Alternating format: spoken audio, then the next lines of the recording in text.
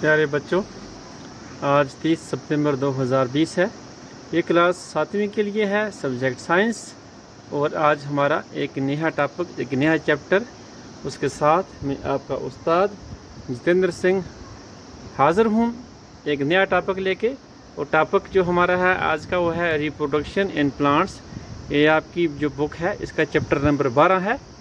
और आज का जो हमारा सब टॉपिक है वो हम पढ़ने जा रहे हैं, जिसको वो है रिप्रोडक्शन। एक बार फिर सुन लीजिए बच्चों, आज का जो टॉपिक हमारा है वो तो वैसे आपके चैप्टर नंबर 12 से हमने लिया हुआ है। वो चैप्टर नंबर जो 12 आपका है, आपको पता ही है, रिप्रोडक्शन इन प्लांट्स। और अब हमारा जो सब टॉपिक है जिसे हम आज पढ़ने जा रहे हैं वो है रिप्रोडक्शन। सबसे पहले हम ये जानेंगे व्हाट इज़ रिप्रोडक्शन। इसके बाद हम ये देखेंगे इसकी कितनी किस्में होती हैं। तो स्टार्ट करते हैं बच्चों। यह है हमारा रिप्रोडक्शन। रिप्रोडक्शन क्या है? It is a process in which living organisms produce their young once of their own kind. एक ऐसा अमल है, एक नेचुरल प्रोसेस है जिसमें जो लिविंग थिंग्स होती हैं। जब लिविंग थिंग्स की बात हम करेंगे, लिविंग ऑर्गेनिजम्स की बात करेंगे, उसमें सिर्फ इंसान, हैवान, परिंदे या बाकी जानवर नहीं आते हैं, उसमें पौधे भी आते हैं। Because you know that plants are also living things। और जब हम लिविंग ऑर्गेनिजम्स की बात करते हैं या लिविंग थिंग्स की बात करते हैं, उसमें हमारे प्लांट्स भी इंक्लूड होते हैं। तो ये क्या है? It is a process in which living organisms produce their young once of their own kind. जितनी भी जानदार चीज़ें हैं वो अपने ही किस्म के, अपने ही से मिलते जुलते बच्चे पैदा करते हैं। अगर हम इसको गौर से देखें तो जो हमारे पास अखरोट का एक दरख्त है, उससे अखरोट के ही दरख्त पैदा होंगे, उससे नाशपाती पैदा नहीं हो सकती है।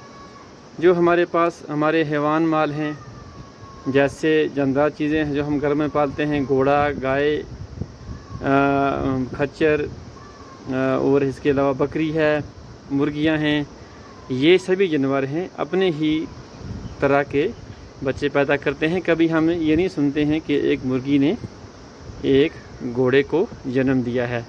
तो बच्चों, आपको समझ आ गई होगी। इसके बाद रिप्रोडक्शन आपने समझ लिया। रिप्रोडक्शन असल में क्या है? अपनी ही नस्ल के बच्चे पैदा करने को क्या कहते हैं? रिप्रोडक्शन। चाहे वो फिर पौधे हों या फिर इंसान या जानवर हों। रिप्रोडक्शन जो है इसकी दो किस्में हैं। एक है सेक्सुअल रिप्रोडक्शन, दूसरा है asexual reproduction. As the name indicates, sexual means sex. Sexual reproduction is that type of reproduction in which sexes are required to produce their young ones। Sexual reproduction में हमें both sexes mean male and female, हमें किसी भी नस्ल के male and female required होते हैं बच्चे पैदा करने के लिए। और सेक्सुअल रिप्रोडक्शन में कभी भी ऐसा पॉसिबल नहीं होगा कि मेल और फीमेल जब तक दोनों नहीं मिल पाएंगे तब तक इनके बच्चे पैदा हो जाएं। जबकि जो हमारा सेक्सुअल रिप्रोडक्शन है ये टोटली इसके बरक्स है, इसके अपोजिट है। Sexual reproduction is that type of reproduction in which both sexes are not required to produce their young ones, only single parent